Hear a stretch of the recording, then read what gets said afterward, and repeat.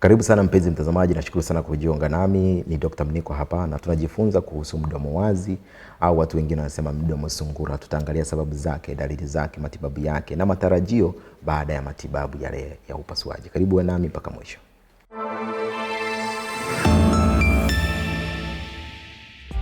Mdomo wazi au mdomo sungura ni kasoro ya kuzaliwa ambayo mtu anakuwa nayo inayoathiri mdomo wa juu wa kinywa na kaakaa au paa la kinywa. Mdomo wazi ni uwazi mdogo au pengo au mbonyeo kwenye mdomo wa juu na unaweza kuendelea mpaka kwenye pua. Mdomo wazi unaweza kumtokea upande mmoja wa mdomo au pande zote mbili. Wapo baadhi ya watoto wanakuwa na uwazi mpaka kwenye kaakaa la juu kwenye mdomo na wakati mwingine mpaka kimeo kinakuwa kimegawanyika. Uwazi huu kwenye kaakaa au kwenye paa la kinywa unatokana na kushindwa kufunga kwa vipande viwili vilivyoundwa wakati wa ukuaji huyu mtoto anapokuwa tumboni. Kuna sababu nyingi za kutokea kwa mdomo wazi au uwazi kwenye kaakaa. Wapo ambao wamerithi kutoka kwenye familia zao, wapo wanaopata kwa sababu ya dawa, virusi au sumu ambazo unakuta mama amekutana nazo wakati wa ujauzito. Mdomo sungura unaharibu sana muonekano wa mtoto. Mtoto anapata pia shida kuongea na inakuwa rahisi kwa mtoto huyu kupata maambukizi kwenye sikio. Kwa hiyo sio shida ambayo inatakiwa kuvumilika. Dalili za mdomo wazi zinategemea ukubwa wa tatizo. Kuna baadhi ya watoto ukiwaangalia unaona mbonyeo tu kwenye mdomo wa juu hapa, kuna kambonyeo. Lakini wengine uwazi huu ni mkubwa na ambao unakuta umegawanya kabisa mdomo sehemu mbili na unagawa kabisa inaelekea mpaka nyuma kwenye pua. Kwa hiyo lakini pia meno yanakuwa hajapangika vizuri na umbo la pua pia linakuwa halijakaa vizuri. Kwa sababu ya mdomo wazi mtoto anapata matatizo ya kula, anatokewa na maziwa puani wakati wa kunyonya.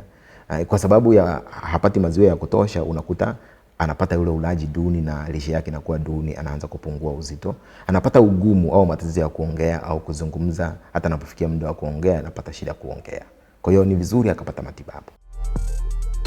Matibabu ya mdomo wazi yenye ufanisi ni upasuaji. Upasuaji unafanyika ili kupunguza ule uwazi uliopo kwenye mdomo mtoto anapofikisha umri wa wiki 6 mpaka miezi 9.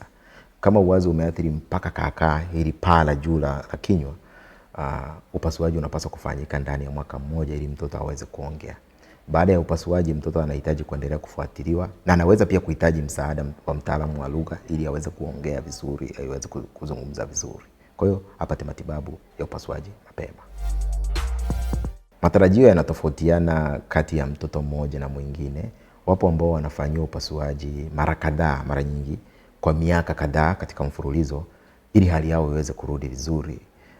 Lakini wengine wanafanyiwa mara chache tu. Usife moyo. Watoto wengi wenye tatizo hili wanafikia kuwa na muonekano mzuri wa kawaida kabisa na wanazungumza kama watoto wengine na wanakula bila shida yoyote.